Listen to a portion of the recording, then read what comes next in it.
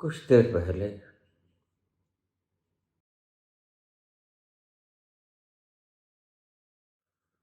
मेरे पास गुजरात से एक दीक्षा लेने के लिए करीब 30-35 वर्ष की स्त्री आई।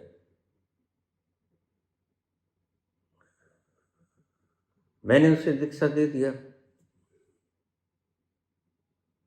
दीक्षा देने के बाद मैं दीक्षा के दौरान बहुत कम बोला करता हूँ, अक्सर नहीं बोला करता हूँ। तो वह मेरे पास आई, मुझे कहने लगी, आपको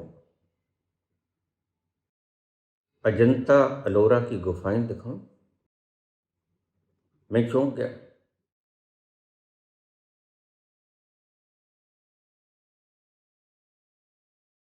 मैंने कहा, तुम कहाँ बैठी हो? तो उसने एक तस्वीर निकाली अपने पर्स में से और वो तस्वीर मेरे पाँव में रख दी। ये लो आपकी दक्षिणा।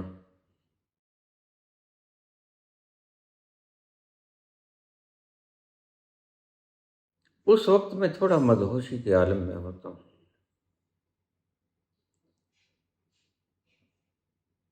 जब थोड़ा सा चेत आया, लोग आ रहे थे, जा रहे थे, वह फोटो मेरे पाँव में रखी हुई थी। किसने देखी किसने नहीं देखी मुझे कुछ पता नहीं, लेकिन जब थोड़ी जहाँ छीड़ हुई तो मैंने वह फोटो उठाई। ताज्जुब तो नहीं हुआ।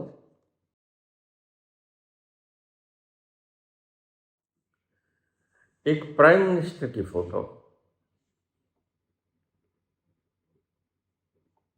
नेकड़ स्त्री के साथ, नेकड़ स्त्री, नेकड़ प्राइम मिनिस्टर।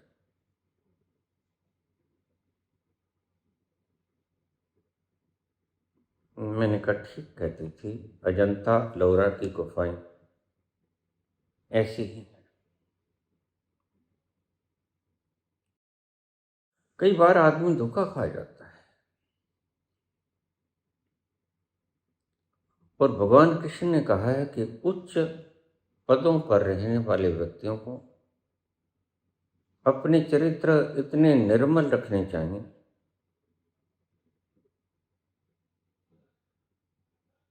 क्योंकि उसके चरित्र के पीछे अनुकरणीय बहुत से शिष्य होंगे जो उसके चरित्र की तरह ही अपना चरित्र भी बनाएंगे।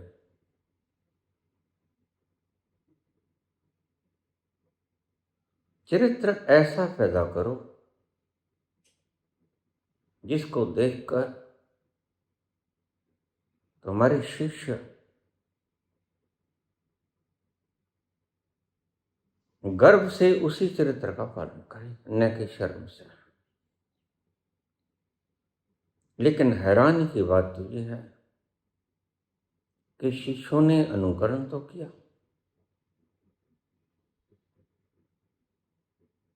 लेकिन शर्म से नहीं किया, गर्व से किया।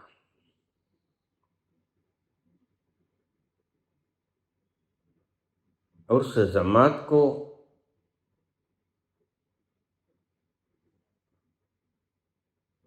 मैंने बहुत ही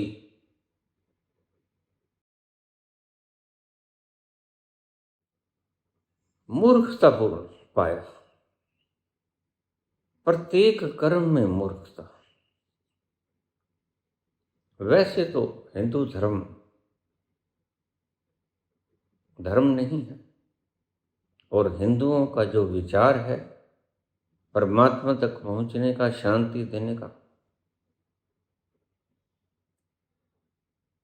वह मात्र कल्पना है। कल्पना और स्वप्न से परमात्मा नहीं पाया जाता। अब रोज सुनता हूं, बोलता भी हूं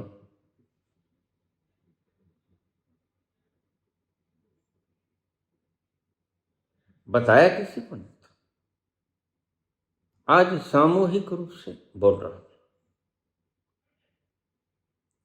और सोचता भी हूं कि यह प्राइम मिनिस्टर कितनी ही शातिराना ढंग से अवैध रिश्तों को बनाता हो, लेकिन कोई क्या करेगा अगर कोई पहले से ही बिसात बिसाए बैठा है।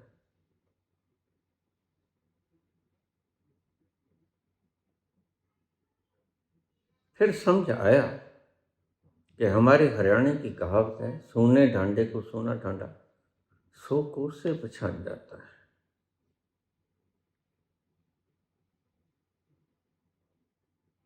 सारी दुनिया गर्क हो गई आज।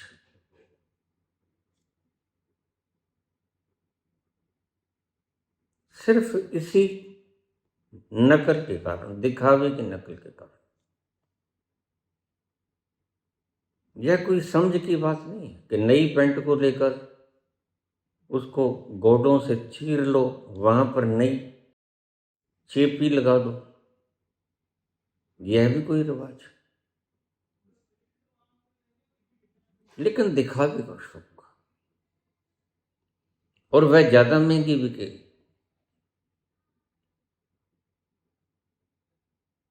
फिर समझ आया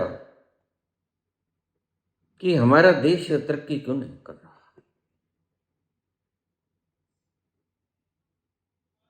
कि एक व्यक्ति अपने दिमाग पर ऐसी हजार शंकाएं हृदय के भीतर तक चेतन, अवचेतन, अचेतन में घुसे ही फिरता है 30 वर्षों से, 40 वर्षों से। क्या क्या किस किस के पास प्रमाण होंगे ऐसे ही, और वह व्यक्ति स्वच्छंद रूप से चल रहा है। और स्वच्छंद रूप से चल ही नहीं रहा, वह औरों को भी अपने जैसा बना रहा।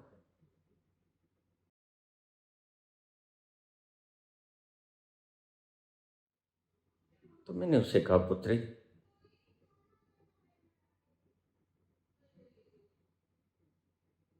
वो कहती मेरे पास और बहुत फोटोस हैं इनके। मैंने कहा तुम इसको आगे मत फैलाना, क्योंकि इस मस्टंडे का कुछ नहीं बिगड़ेगा। बात तो उस औरत की है जो सादगी से अपनी जीवन जी रही है, उसके घर में आग लग जाएगी। और सवाल सारा उस स्त्री का है, अच्छे घराने में सेटल्ड है, अच्छा उसका मान सम्मान है, टूट जाएगा।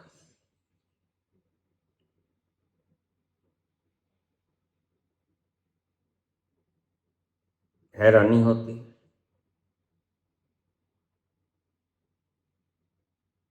ऐसे व्यक्ति,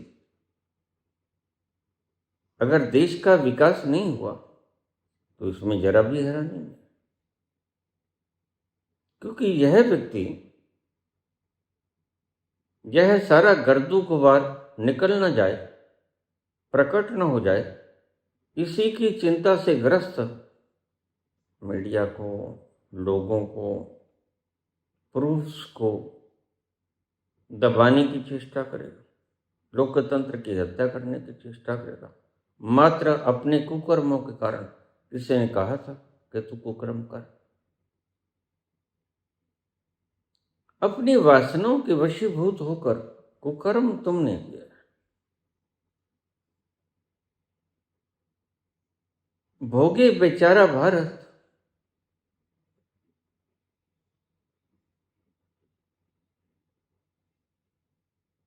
बामुश्किल इतने साल तक हम गुलाम रहे, बामुश्किल किसी तरह 10 लाख लोगों की शहादतें देकर यह देश ने आज आजादी की सांस ली। और कैसे गरीब गुजर करके एक वो वक्त भी आया,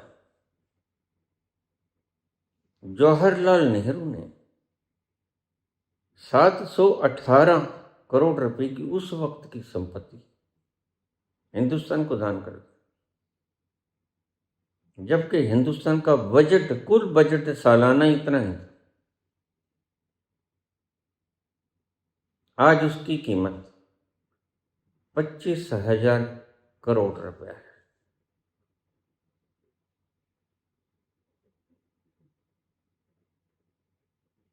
और उसके बच्चों को, उसके वारिसों को तुम मकान देने से कतराते हो, छीन लेते हो मकान उसका।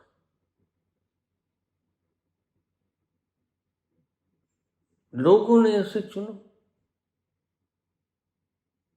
तुम उसकी सदस्यता छीन लेते हो।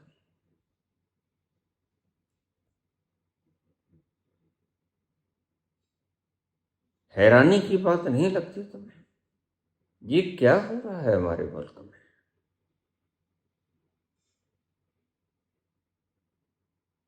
और इसी कुंठा से, ये कुंठित मन के लोग होते हैं, ऐसे कुंठा से ग्रस्त, इसने सभी संविधान के संस्थाओं को खरीद लिया। ये समझते रहे कि शायद हमारे राज कोई जानता नहीं, लेकिन इनको पता नहीं। अब समझ आता है कि इनके राज हर जेब में कैद है, कोई जानता नहीं ऐसा नहीं, हर जेब में कैद है। और न जाने कितने कितनों के पास ऐसे राज होंगे। मुझे पता था, मुझे बाबा ने बताया सारा।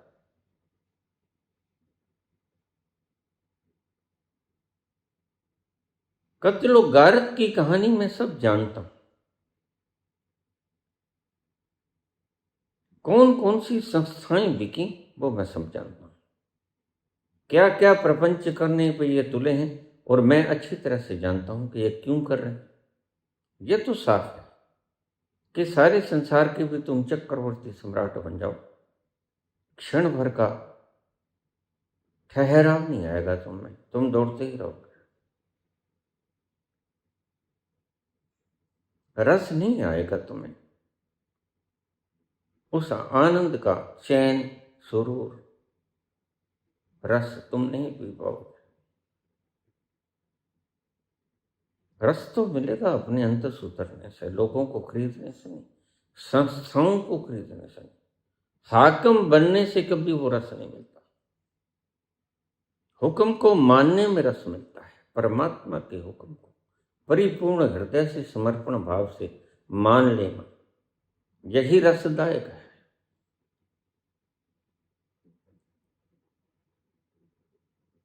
लेकिन ये उल्टी चाल चलते हैं, और इतने इतने निंदनीय काम करके छाती का साइज बनाते हैं।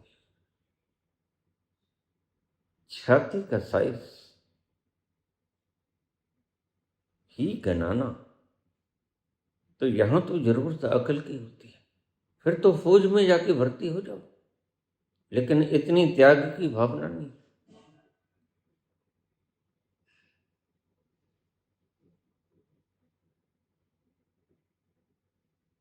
बहुत बार मुझे इतना दुख होता है भीतर से कि भारतवर्ष के लोगों ने इतने कितने पाप किए हैं।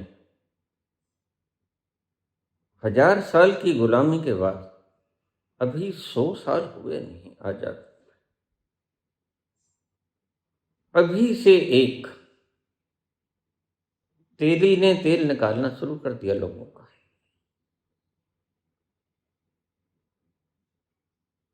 क्यों? क्योंकि कायरता हमारी रग रग में संस्कार की तरह बैठ गई थी।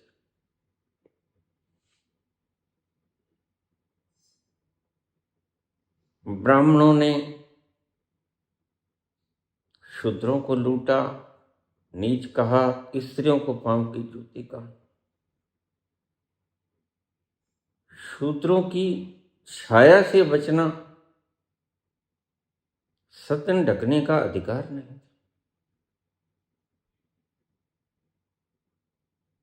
वह भी क्या जिंदगी रही होगी। कातिलों की, हत्यारों की तुम फोटोओं पर जयमाला अर्पित कर दो। भगोड़ों को तुम वीर का खिताब दे देते हो। ये कैसा भारत है जिसके आगोश में हम पल रहे हैं। इसलिए एक छोटा सा बीड़ा उठाया था। राजनीति तो मैं कभी नहीं की है, न करूंगा, लेकिन राजनीति में क्या होना चाहिए यह विश्लेषण रोज बोलता हूं। तुम सुन लिया करो, आपके काम पड़ेगा। ये तो भाग जाएंगे क्योंकि इन्होंने नित्यानंद की तरह स्थान खरीद लिया है,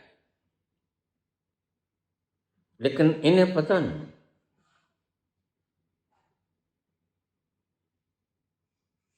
कि इनको सामूहिक रूप से वहां से उठा लिया जाएगा। मिस्टर अडानी, बहुत बार तुम्हें कह चुका हूं मैं, NSA साहब तुम्हारे पुत्र यद्यपि बाहर पढ़ते हैं, लेकिन बाहर कहीं दूसरे ग्रह पे नहीं, यही है। अगर दूसरे ग्रह पे भी होते तो तुम्हें नहीं मालूम, हम वहां से भी उन्हें ले आते।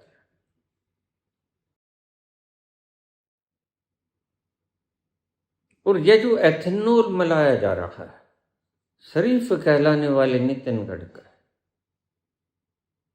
तुम्हें पता है पंजाब पहले से ही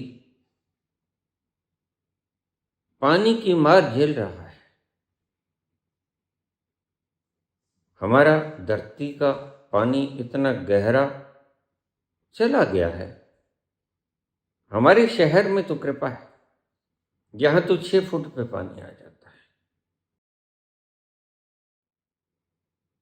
लेकिन बाकी पंजाब का क्या हाल है?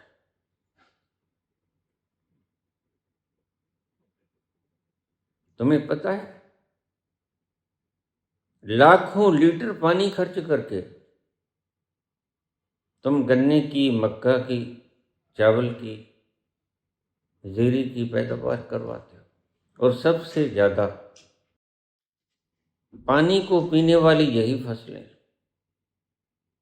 किस लिए? एथेनॉल पैदा करने के लिए। एथेनॉल का क्या करोगे? पेट्रोल में मिलाएंगे। तुम अगर गौर से देखोगे पुत्र, हो तो मेरे पुत्र जैसे ही, तो तुम्हारा ये एथेनॉल तुम्हारे पेट्रोल से 3 गुना ज्यादा महंगा पड़ता है। और महंगी की बात पूछो, जो पानी आज हिंदुस्तान में पर्याप्त मात्रा में होना चाहिए, उसका जल स्तर इतना नीचा क्यों जा रहा है? और वो भी पंजाब जैसे इलाकों में। कहीं यूरेनियम मिल रहा है, कहीं पोटैश मिल रहा है, कहीं कहीं कुछ मिल रहा है, कहीं कुछ मिल रहा है। कहीं का पानी तो खराब है, कुछ जगहों का पानी ठीक है। तुम अगर ऐसे ही इन फर्टाइल स्टेट्स का पानी अगर तुम खराब करते रहोगे,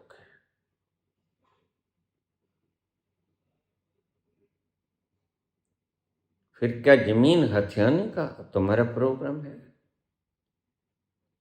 और क्या तुम्हें जमीन हथियाने देंगे हम? कभी सोचा है तुमने?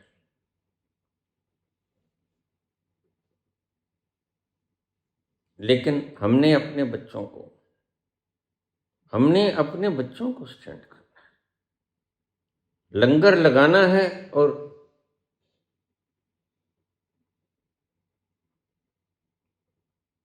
हम तो अपनी मस्ती में आग लगे मस्ती में। शराब छोड़ देनी है, लाल परी, और लोगों का लाल खून पी जाना है। ये कहां से सीख के आए जनाब?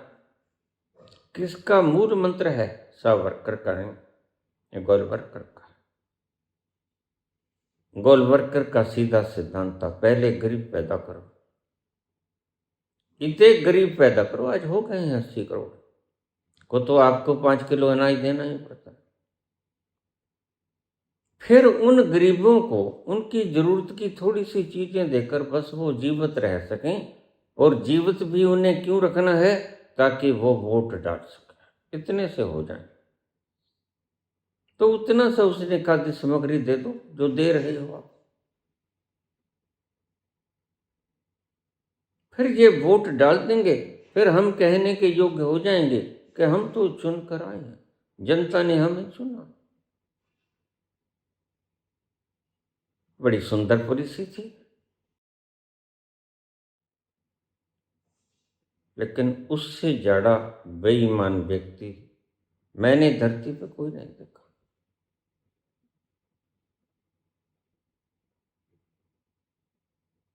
ऐसी विद्वेष से भरी हुई कुंठित वृत्ति, सड़ी हुई खोपड़ी गुरु गोलवरकर। जरा सोचो, उस गरीब जनता को बनाने में तुम भी तो हो सकते हो बनने वाले। अगर कोई दूसरा इसको इम्प्लीमेंटेशन करना शुरू कर दे और गरीब की जगह पर गुरु गोलवरकर हो जाए तो क्या बनेगा? क्या दूसरों के पास कभी सत्ता नहीं रही है? अब जो तुम आज तमाशा कर रहे हो, क्या तुम्हारी तो इतनी सीट्स कभी आई भी नहीं। जितनी इंदिरा ने जीत ली, जितनी राजीव ने जीत ली, वो तो बाकमाल थे। 77% वोट राजीव गांधी ने जीता। और वो चाहे तो संविधान को तोड़ मरोड़ देता, लेकिन नहीं, उसमें पुश्तैनी खून था। इसलिए मैं डीएनए के हिसाब से राजशाही को अधिमान देता हूं। अगर लोकतंत्र के रखवाले ऐसे ही हुआ करते हैं तो मैं लोकतंत्र की बजाय डीएनए शुद्ध होना चाहिए ऐसा व्यक्ति राजतंत्र चलाए तो ज्यादा बढ़िया रहेगा, क्योंकि वह शुद्धता से चलाएगा। तुम बेईमानी से आज सारा हिंदुस्तान भर दिया। और हमारे प्राइम मिनिस्टर तो कहते हैं कि मुझे जब परमात्मा ने बनाया तो मेरे जो आईटी स्पेशलिस्ट थे उन्होंने एक पुर्जा डाल दिया कि मैं कमतर इमेजिनेशन नहीं कर सकता, मैं हमेशा ऊंचा ही सोचूंगा।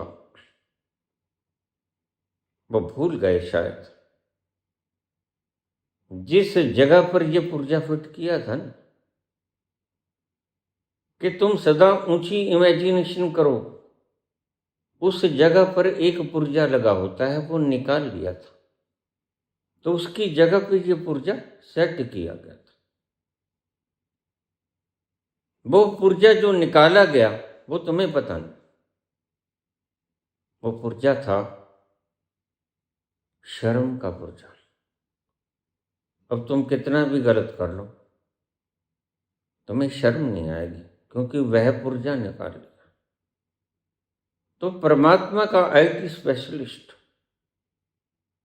एक काम अच्छा कर गया कि शर्म निकाल गया, अन्यथा तुम कब के हिटलर की तरह ऐसे कर लिए होते।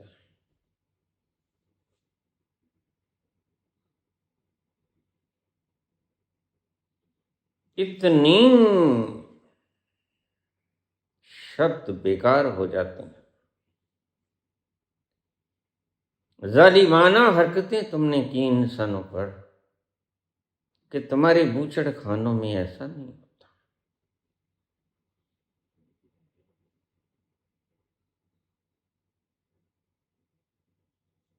और आज हम ऐसे व्यक्ति के नेतृत्व में जी रहे हैं।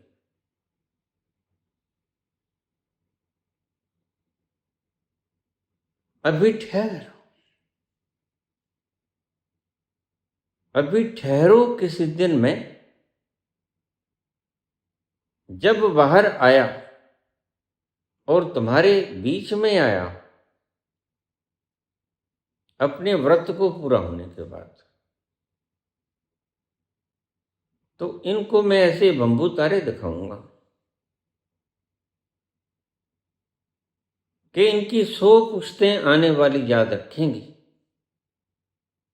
कि ऐसा हमारी किसी पुश्त ने किया था, एंसेस्टर्स ने किया था, उसका फलसफा ये हुआ था।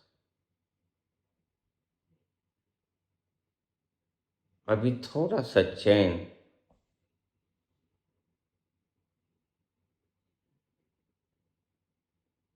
बिरलाप मत करो, हमारे पास हल है। मनो को धीरज धरो, बिरलाप मत करो।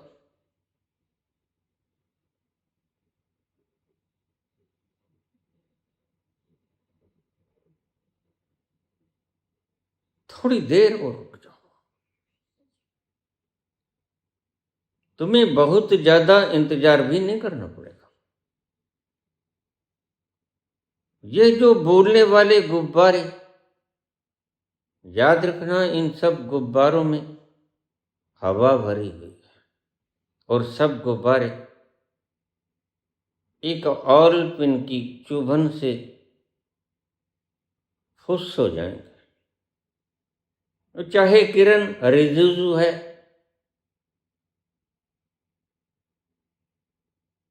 या दुब्बे है, या चोबे है, या छब्बे है, सबकी फूक हवा निकल जाएगी। और ये भी ध्यान रखना, यह जो बोल रहा है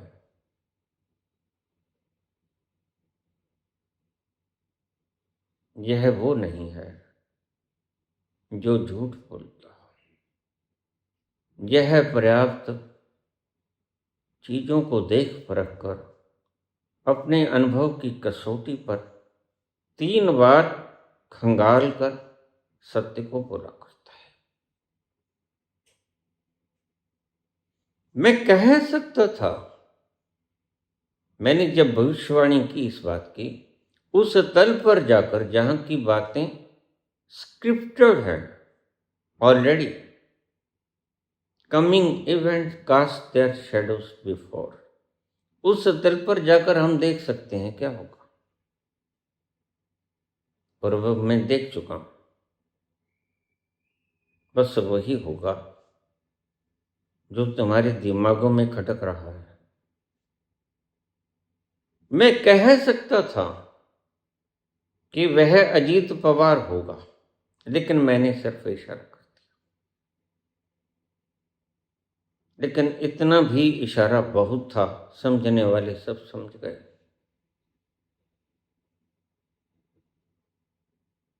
सत्ता के ऊपर आसीन होगा, एयर क्रैश होगा,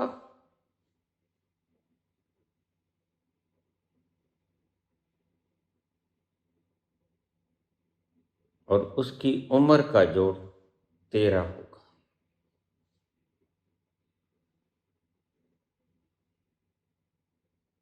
24 घंटे पहले मुझे पता चल जाता है। अभी मैंने भविष्यवाणी की थी और ये बोला मैंने। वीडियो उपलब्ध है आपको, सभी जो मैं बोल रहा हूं वो उसी तारीख में उपलब्ध है, मेरे द्वारा बोली गई। तुम खंगाल सकते हो। बहुत से लोग जो अपने आप को ज्यादा समझदार और तार्किक और दूरंदेशी मानते हैं, वो इन शब्दों को सुने और इनके अर्थ निकालें। कहीं दोहरे अर्थ तो नहीं निकल रहे, बिल्कुल स्पष्ट बोला है। चुनाव आयोग हेराफेरी करके ममता को हरा देगा। मोदी जीत गया है, आएगा तो मोदी, लेकिन वह जीत असली जीत नहीं होगी। जीती तो अब भी ममता ही है।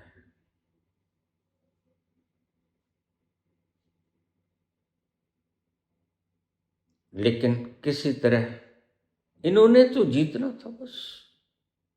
वो मैं बात सुनाया करता हूं कि भेड़िया पानी पी रहा था, एक प्यारा सा लैला आके पानी पीने लगा। भेड़ी ने कहा, रे तू पानी को गंदा कर रहा है, झूठा कर रहा है, तेरा झूठा पानी मेरे को पीना पड़ता है। वो लैला बोला मासूमियत से, महाराज पानी तो आपकी तरफ से मेरी तरफ आ रहा है, मैं आपका झूठा पानी पी रहा हूं। था भी ऐसा ही। भेड़िया बोले, तूने मुझे गाली निकाली? लैला बोला, नहीं जी, मैंने कहाँ गाली निकाली। कहता, तूने गाली निकाली? नहीं, मैंने तो गाली नहीं निकाली, तूने पिछले साल गाली निकाली, तब तो मैं पैदा ही नहीं हुआ था, मैं तो हूं ही सारा 5 महीने। तो फिर तेरे बाप ने निकाली होगी, तेरी माता ने निकाली होगी, किसी ने तो निकाली ही होगी, कहकर खा गया उसको। बात तो खाने की थी, बाकी तो सब बहाना था, वरना लैला की मासूमियत को खाना था। अच्छा लगा, कच्चा कच्चा था। यही कुछ होता है हमारे भारत देश में। और कौन जिम्मेदार? और ये जिम्मेदार लोग टंगेंगे,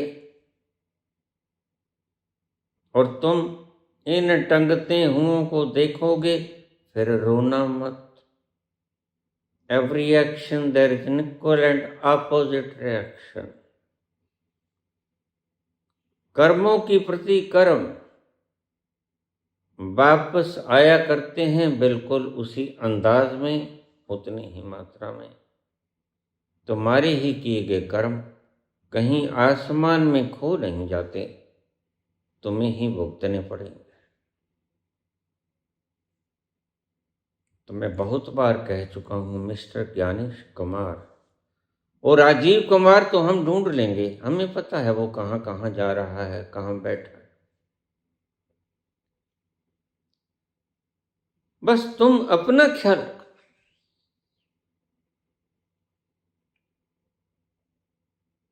ये सभी लोग अपना अपना ख्याल रखें।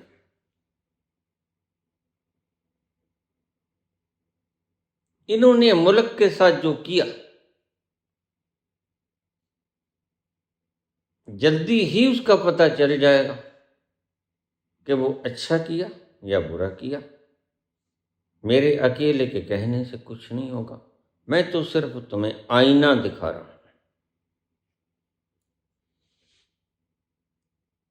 और जल्दी ही वो दिन आने वाला है जब सारी जनता तुम्हारे घरों के द्वार पर खड़ी होगी और तुम्हें तुम्हारा आईना दिखाएगी। ये लो, ये तुम्हारा आईना।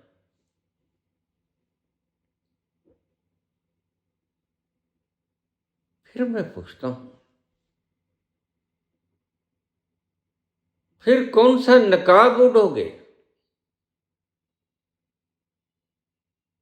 फिर चेहरा कैसे ढकोगे? फिर कहां भागोगे? क्योंकि भागने को कोई जगह नहीं।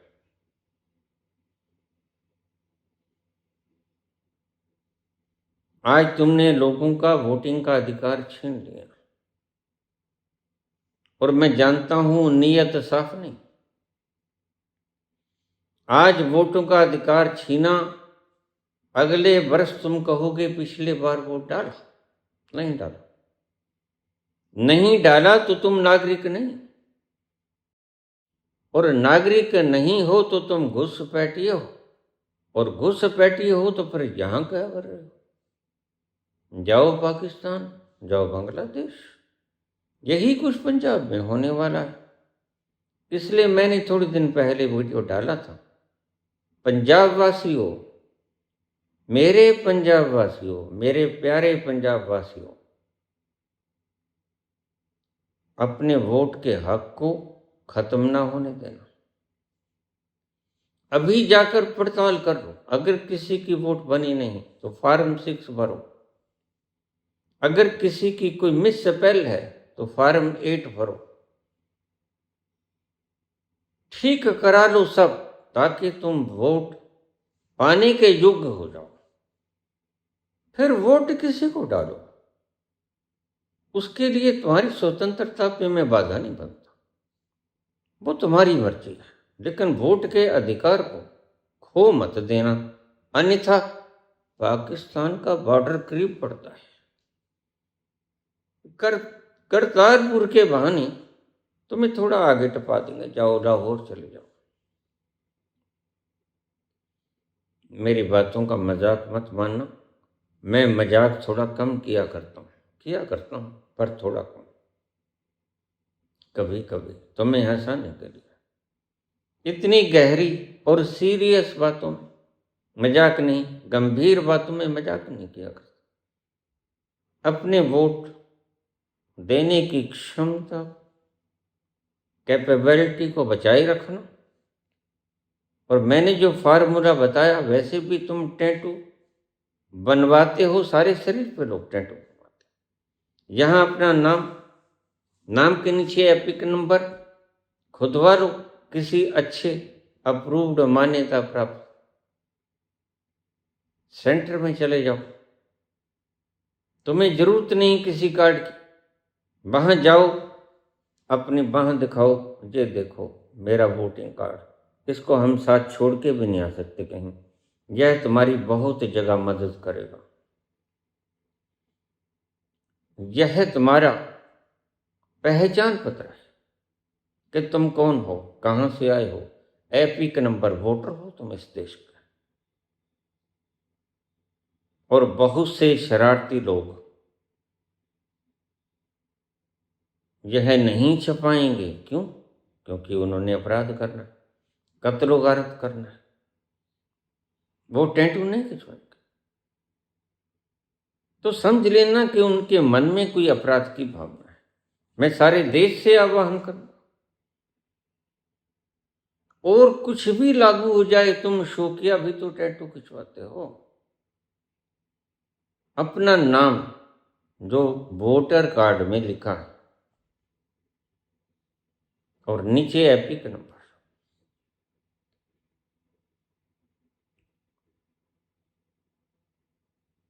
और सुप्रीम कोर्ट के सीजेआई साहब, तुमने ये क्या किया? जरा अपने ऊपर लगा के देखो इस नियम को। अगर तुम्हारा वोट कट जाए, और तुम्हें शायद नहीं पता, यहां बहुत ऐसे लोगों के वोट भी कटे जो नोबेल पुरस्कार विजेता है,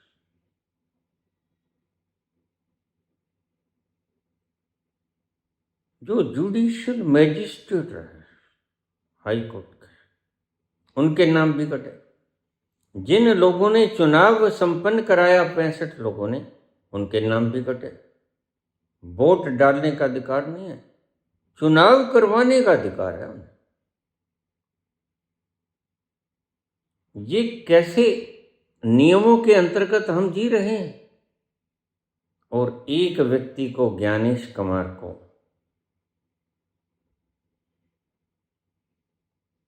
क्यों ऐसा कानून बनाया जाता है सिर्फ ज्ञानेश कुमार के लिए कि इसके ऊपर कोई एफआईआर लॉन्च नहीं हो सकेगी, चाहे यह कुछ भी कर ले। यानी यह कत्ल भी कर दे तो एफआईआर लॉन्च नहीं होगी।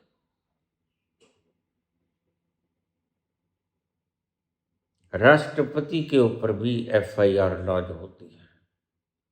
ये ठीक अभी कानून है कि ओहदे पे रहते हुए FIR लॉज नहीं होती। इसलिए साहेब ये प्रोग्राम बना रहे हैं कि जब मैं रिटायर हो जाऊंगा तो मैं राष्ट्रपति बन जाऊंगा, किसी तरह 5 साल जान और बच जाएगी, फिर 5 साल और हेरा फेरी कर लेंगे। कर तो रहे हैं सदा से, कोई कितना ही जोर लगा ले, जब राष्ट्रपति बन गया तो फिर मजे से कत्ल भी करवाएंगे, क्योंकि फिर माफी का अधिकार अपन पास तो होगा।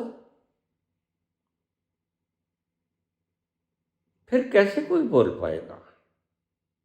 ध्यान रखना देशवासियों, इस व्यक्ति को कभी राष्ट्रपति मत बनने दें। इसकी नीयत खराब है और इसकी नीति खराब है। राष्ट्रपति बन जाएगा तो यह अपने गुंडों से अपराध करवाएगा।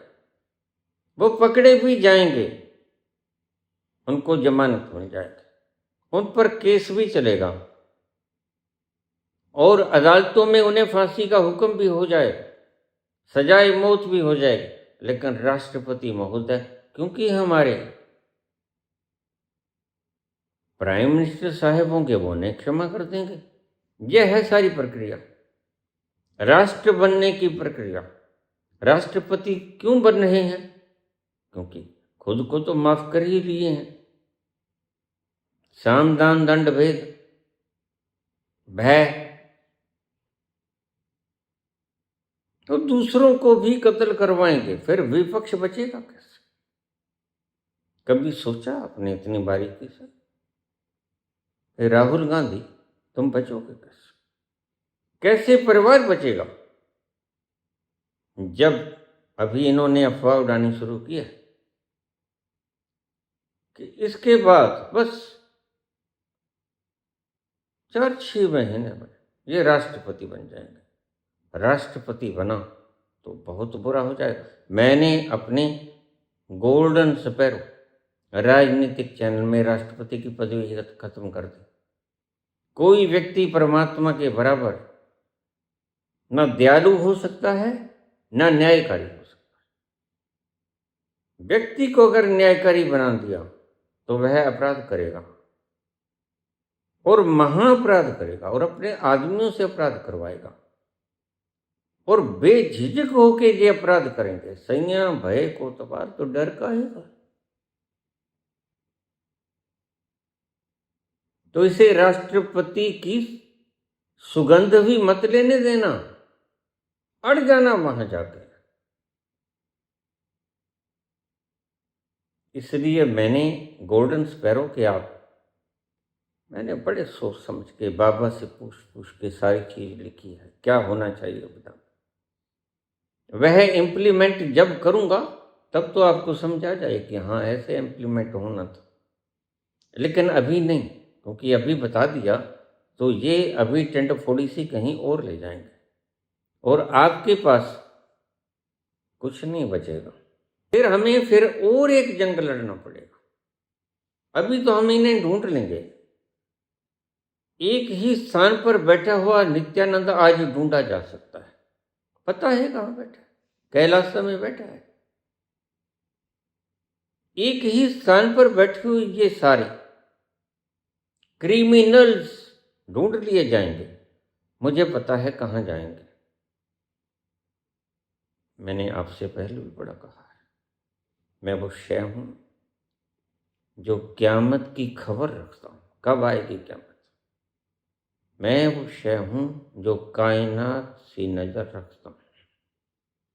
मेरी नजर भी बड़ी तीखी है और मेरी खबर भी बड़ी सटीक है। तो तुम थोड़ा सा ध्यान से इस वीडियो को सुनो। वीडियो लंबा हो गया है।